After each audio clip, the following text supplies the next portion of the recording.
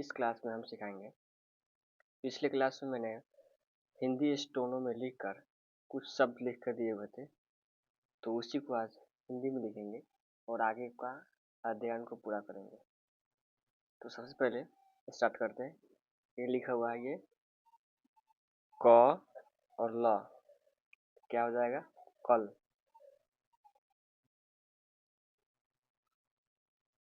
ये लिखा हुआ है ये प ल और क, पलक।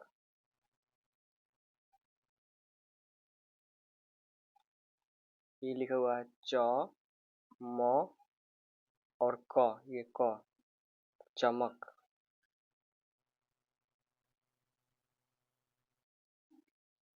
ये लिखा हुआ है क्या? च म और ये न, चमन।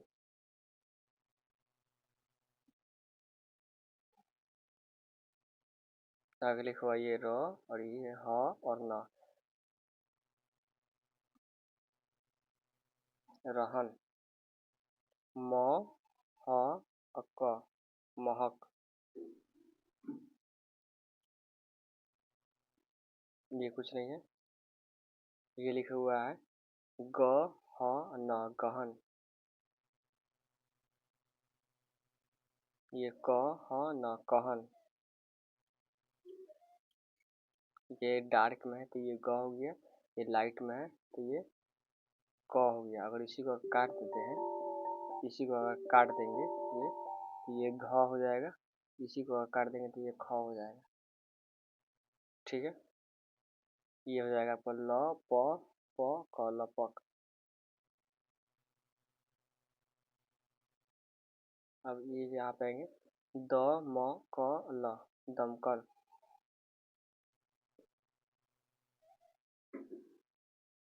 व म ल, वमल। य म ल, यमल।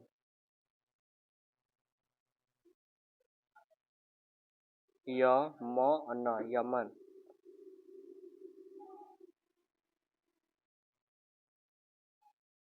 अब ये आ जाएगा म न क, मनक।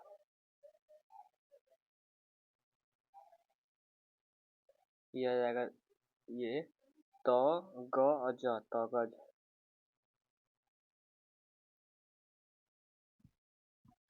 अब ये जो है, अगर इसी को काट देंगे तो ये थ बन जाएगा। ये आ जाएगा क म द, कमद। ये म ट र, मटर।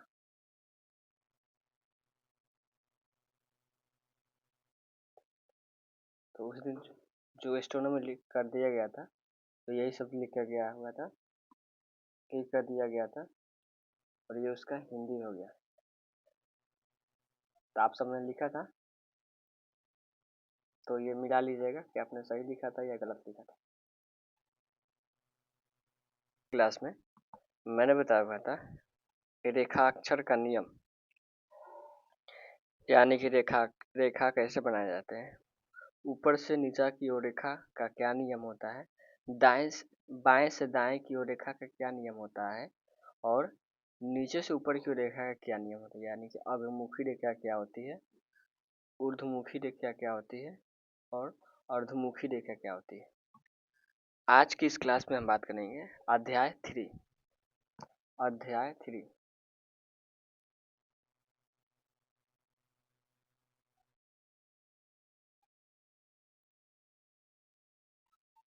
अध्याय 3 की हम बात करेंगे।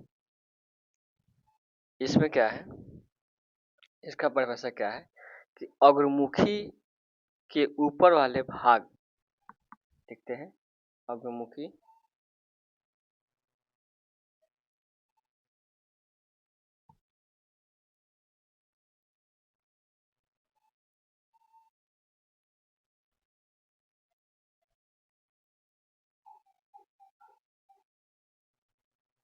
अग्रमुखी के ऊपर वाले भाग को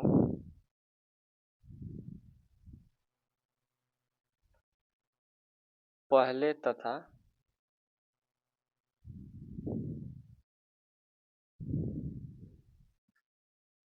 नीचे वाले भाग को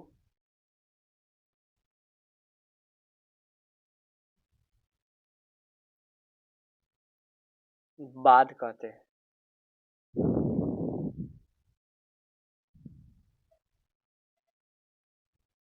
समझ में आया या नहीं? समझ में आया या नहीं? चलिए उदाहरण देख कर आपको समझाना चाहेंगे। जैसे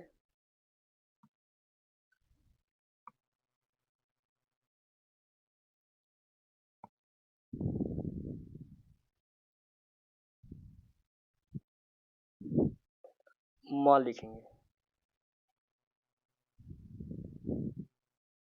तो ये जो म है, म को इस तरीके से बनाते हैं, नीचा से ऊपर की ओर, फिर से नीचा, अग्रमुखी है। इसमें क्या है, ये जो ऊपर वाला है ये पहले होता है, ये नीचे वाला है ये बाद होता है। ठीक, अब लिखेंगे क, ऊपर वाला पहले, नीचे वाला बाद। समझ में आया? समझ में आया? अग्रमुखी के ऊपर वाले भाग को, ये जो ऊपर वाले भाग है ये, इसको पहले, और जो नीचे वाले भाग है इसको बाद कहते हैं। ठीक है, अगला उदाहरण लेंगे नौ।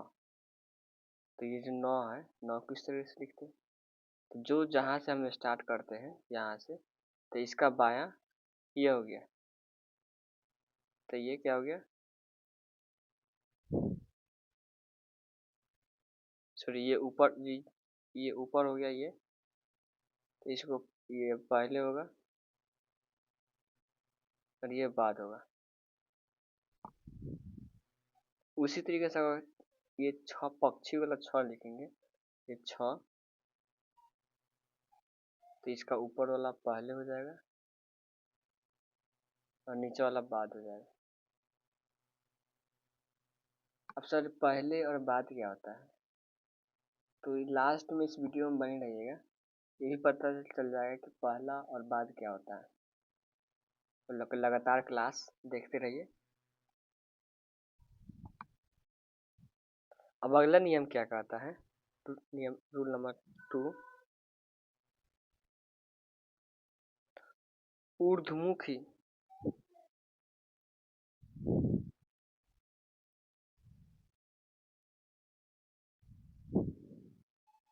तथा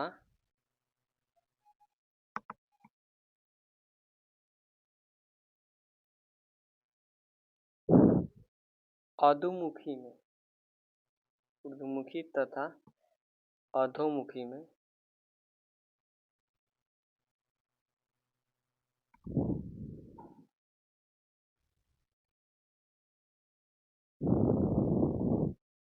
बाईं ओर पहले,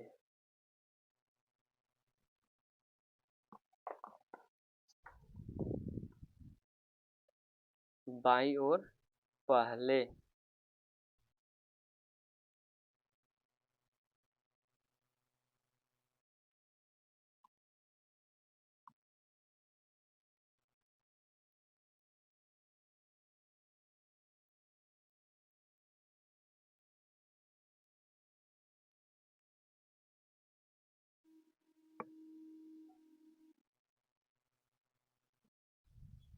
बाईं ओर पहले,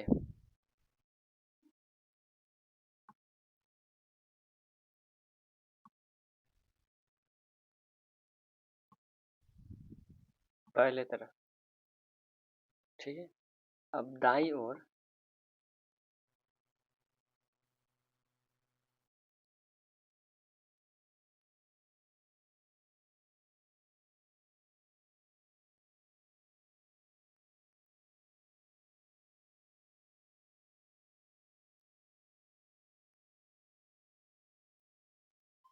दाईं तरफ को बाद कहते हैं। ऊर्ध्वमुखी तथा अधोमुखी में बाईं ओर पहले तरफ, दाईं ओर बाद की तरफ था। जैसे में समझेंगे,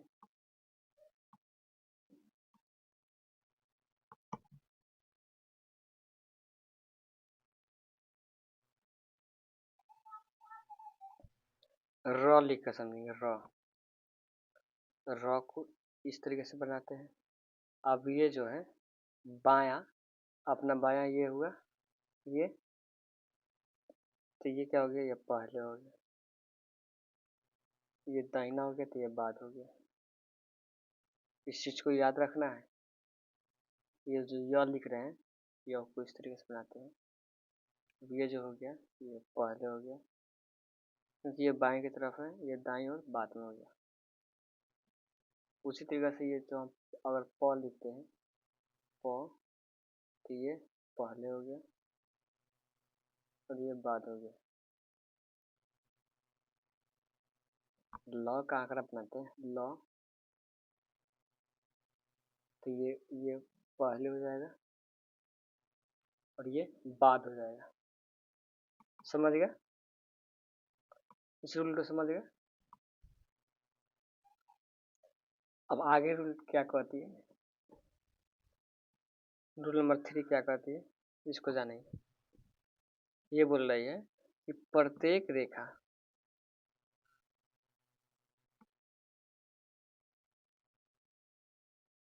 रेखा अक्षर में 3 भाग होते हैं।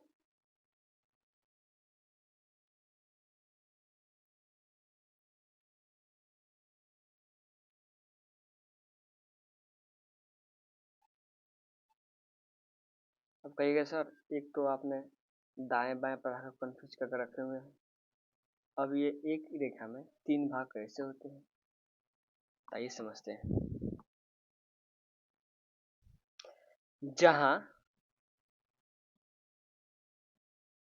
जहां से अक्षर शुरू होता है,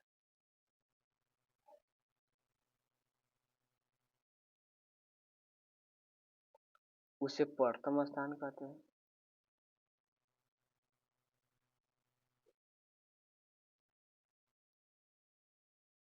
उसे प्रथम स्थान कहते हैं।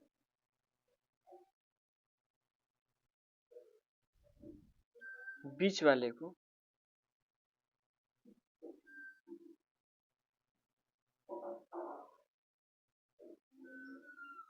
द्वितीय स्थान कहते हैं।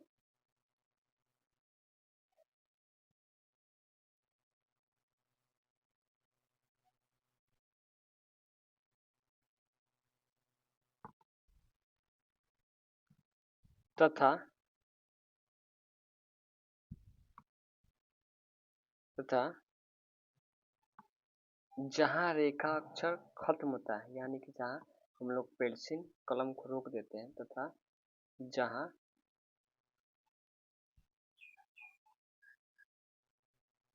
रेखा अक्षर खत्म होते हैं,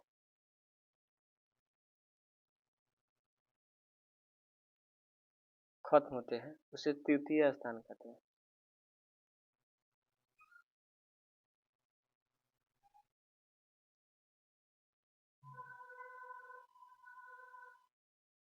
उसे तृतीय स्थान कहते हैं। ठीक है,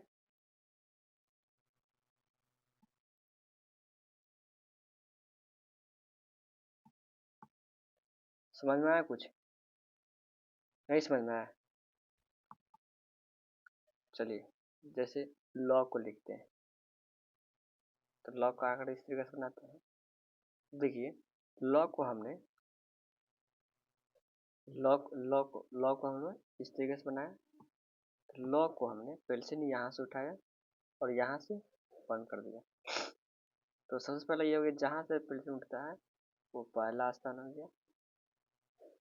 जहाँ तक रुका वो तीसरा स्थान हो गया। और बीच वाला जो है ये बाद का स्थान हो गया। सॉरी, बीच वाला जो है बीच का स्थान हो गया। बीच वाला बीच का स्थान हो गया। समझ में आया? तो वही कह रहा है कि प्रत्येक रेखाक्षर में 3 भाग होते हैं। एक भाग ये हो गया जहाँ से पेंसिल उठाया वहाँ, एक भाग बीच वाला, 2 भाग, और अंत में जहाँ पेंसिल को खत्म करते हैं वो तीसरा भाग। जैसे हमको लिखना होगा क, तो क के हमने यहाँ से स्टार्ट कर रहा हूँ बाएं से दाएं की ओर। तो ये जो है ये भाग ये पहला स्थान हो गया, ये जो है द्वितीय स्थान हो गया, और ये जो है जहाँ पेंसिल खत्म हुआ है, जहाँ पेंसिल को रोके हैं, वो तृतीय स्थान हो गया। तो समझ में आ गया। अब अध्याय नंबर 4 को जानेंगे। रूल नंबर 4 क्या कह रही है।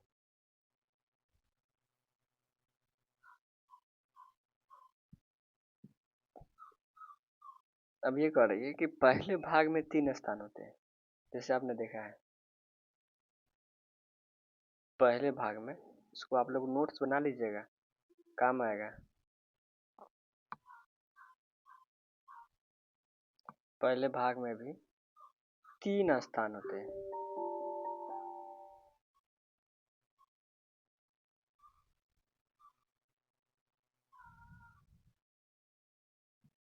ठीक है, तथा बाद वाले भाग में भी 3 स्थान होते हैं।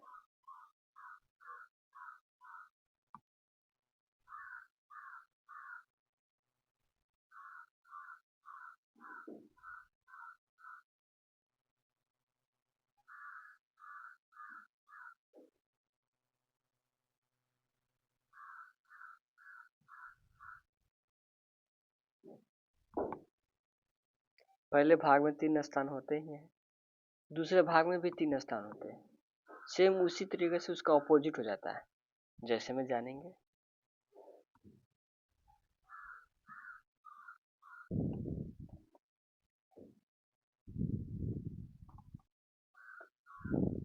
जैसे में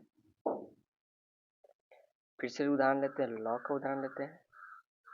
ये लॉ लिखा हुआ है, बाएं जो पहले की ओर मैंने जाना हुआ था, तो पहले की ओर यहाँ भी 3 स्थान होते हैं, यहाँ से स्टार्ट हुआ बीच वाला और ये। फिर बाद वाले में भी वही होगा, जहाँ से स्टार्ट हुआ पहला स्थान, बीच वाला दूसरा। देखिए ये यहाँ से स्टार्ट हुआ पहला, दूसरा और ये तीसरा। फिर ऊपर वाला में पहला, दूसरा और तीसरा। समझ में आ गया। समझ में आया। ये जो ये प लिखा हुआ है ऊपर से नीचा की ओर, तो जहाँ से स्टार्ट हुआ देखना, जहाँ से स्टार्ट हुआ पहला स्थान, दूसरा स्थान, तीसरा स्थान। सेम उसी तरीके से बाद वाले में भी पहला स्थान, दूसरा स्थान, तीसरा स्थान। हम उम्मीद करते हैं कि आपको ये रूल समझ में आ गया होगा।